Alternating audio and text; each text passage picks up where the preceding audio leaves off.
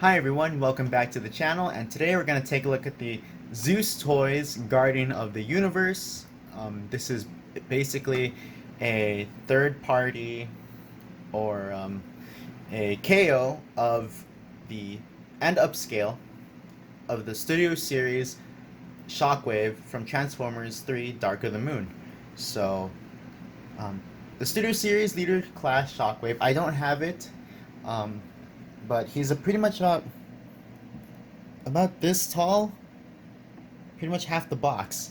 And with recent leader class sizing, um, that's really disappointing. I mean, the Siege, War for Cybertron, as well as the leader class Earthrise figures, they're a lot smaller compared to back during the Combiner Wars trilogy of leader class figures, and those are pretty massive. So, with the downscaling of leader class figures, it is a bit of a letdown. And when I did find out about this from another YouTuber, Prime versus Prime, I just had to get one.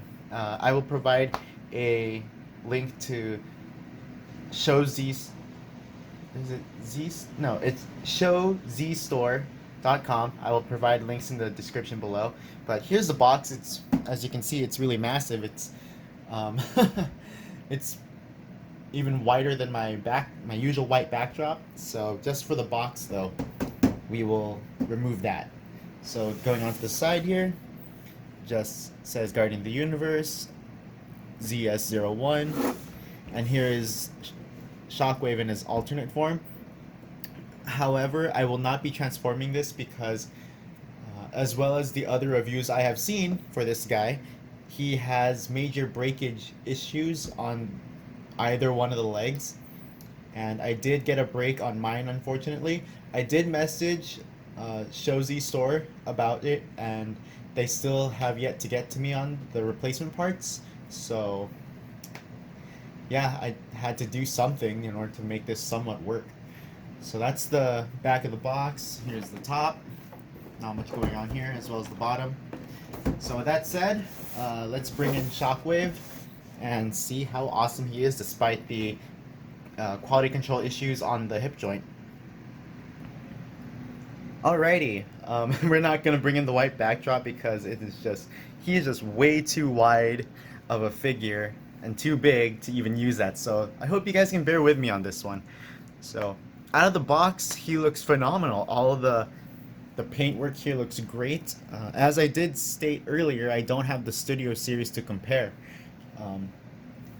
But the dry brushing here on all these purple plastic parts looks phenomenal. Even down here on the feet, he looks amazing.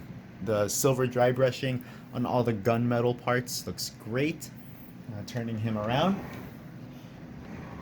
all the silver highlights on the power cable here leading up to the cannon looks phenomenal, as well as the treads. As I did state, I'm not going to transform this guy because of the breakage issue. On the back here, if you were to take these out, there is a button here. There is LED function, so that looks cool. I will provide photos later with all the gimmicks and all that. So just turning it back off and plugging it back on. And these are easy to pop off, so you don't need to worry about them getting stuck. Right here on his forearm blade, the paintwork is also really nice. Solid plastic on both the blade and the cannon compared to the Studio Series version, because from what I've heard and seen on other reviews for that figure, it is just rubber, very flimsy rubber, as well as the power cable. So moving on, whoa, my voice just cracked, sorry. I don't have water with me here, but moving on to the articulation. The head can look up that much. Let's bring the camera out. There we go. Okay, so can look up that much down. Motion to the left to the right's pretty good. Got good tilt. And the neck here is kind of, you can raise it and lower it, so you could have it fully sitting down, or if you want him a bit taller, you can raise it up. But I think the official configuration is that his head is that low, but I want him tall, so that's fine. Another issue in terms of quality with this thing, the ratchet joints are pretty weak. So if you were put, example, this arm fully straight out like so, the ratchets are just not tight enough that it'll just sink down. So even with the forearm, well, the elbow is fine, but due to the nature of the ratchets here in the shoulder, it'll just swing down. So pretty much the only good way to have him firing his cannon is to pretty much have the arm this way and out, and have him pretty much looking like that. Otherwise, the arm is just going to droop down, and due to the weak ratcheting joints. I'm sure there is tutorials on how to modify the ratchets here and to thicken them so that they stay in place. I will look into that, and when I do that, most likely the figure will be better.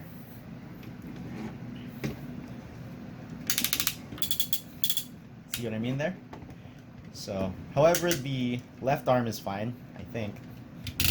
Yeah, the left arm is pretty much unhindered.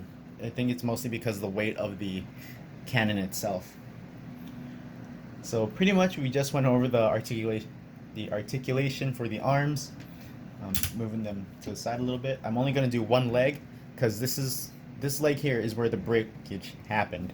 So I'm not sure if it's going to pick up, but I did have to glue the hip joint back onto the waist because it was just a really bad break. So the only movement in the right leg here is that the thigh can just swivel. So we're going to use the left leg to demonstrate the articulation. So it could swing out pretty much this far, but it's a very weak joint here. The knees can bend that much. Bring it back in. The feet have some good range of tilt right there. So that's pretty much the articulation on this guy. And because of the break, I pretty much can only have him standing on a neutral pose now forever, unfortunately. I can't pose him in a too wide of a stance. The figure will just end up toppling over. And I pretty much need to position and basically the ankles. So the cool thing about this guy, besides of course, the obvious reason is how tall he is, it is that unlike the Studio Series, he's got some LED function. So on the back of the head, there is a button here, pretty well hidden. Just press that and the eye will light up. Pretty cool. As well as there is a button here on this side of the cannon. Bring that up. He's got LED function on the cannon as well.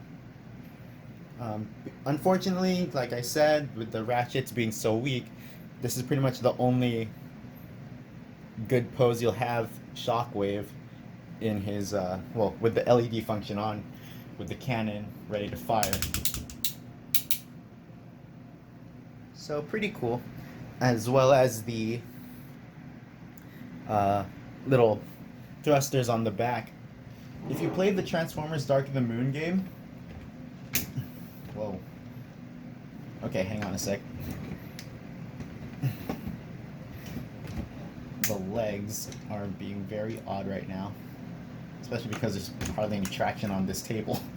Okay, so doing that, repositioning things. Oh boy, let's use the cannon as a support.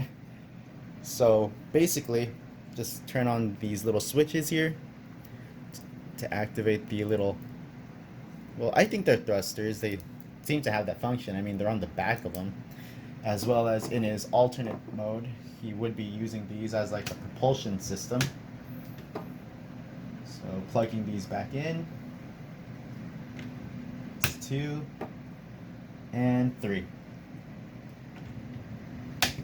And these are posable, so you can have them a bit splayed out.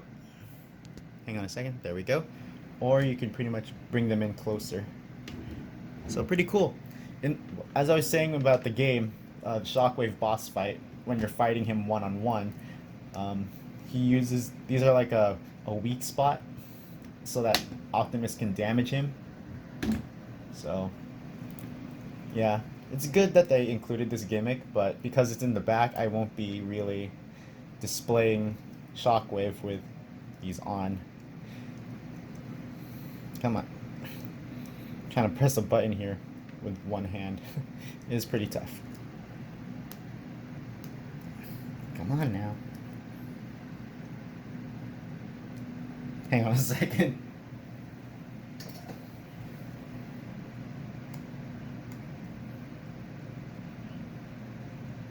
Oh, dang. Oh no. This one seems to be stuck on the on function. What the heck? Ugh. You've got to be kidding me. Okay. No, that's not the right screwdriver. Great. Oh man. Well, this is another issue, I guess. One of the buttons just won't switch off. Hi everyone, apologies for the sudden jump cut. My camera had overheated and stopped recording. So, as I was saying, there is an issue with the LED function on, well, it's weird because this never happened to me when I was just messing around with the figure, but this little back turbine engine propulsor thing on the figure's LED function, it is faulty now, so I'm just gonna wait for this one's battery to just die out. But the only LED function I would be using on this guy is the one on the cannon here, as well as the head. So that's pretty much that.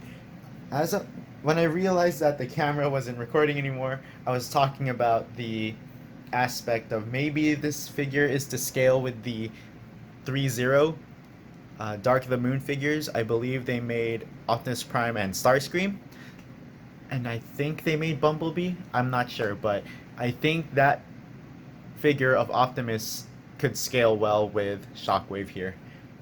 Am I happy with this figure? Yes. I was not exactly too thrilled that the Leader Class Dark of the Moon Studio Series Shockwave was not as big as other previous Leader Class sizes were. I still think that the oh good, I do have a Transformer here with me to scale. Hang on a sec. This is the Leader Class Optimus Prime from Revenge of the Fallen. For a quick height comparison, again, this is a official Hasbro release figure. The Shockwave is not. So, and I still think to this day, this figure is quite good. However, I am gonna sell it because times are tough now. But to scale, here is easy there. All right, so moving him aside really quick. Here is the Leader Class, Revenge of the Fallen, Optimus Prime. Yeah, I think that the Studio Series Shockwave is not to scale with this figure here. I think he's just about a head shorter than Optimus, and I honestly think that they should be a bit, like, the movie Shockwave was a little bit taller. This is definitely not to scale, this is just a comparison. So, moving him away. So, as a standout piece, I think this guy looks great. If Zeus Toys decides to make more of these upscaled figures from the Studio Series, I think they should go ahead. However, they really need to fix on their quality control issues. Well, for one thing, the plastic does feel cheap on this entire thing, especially with the breakage that happened here. So they really need to figure a way to make that plastic stronger. when molding this guy. However, their paintwork is phenomenal. I do love the inclusion of LED gimmicks. So, I really am bummed out at the whole leg breakage. I really wanted to transform this guy. But with that said, well, out of 5, I give this guy a 3, a 3.5 out of 5 stars. So, as I said, I will include links to get this guy down below. This has been MVious Cosplay. See you all at the next review.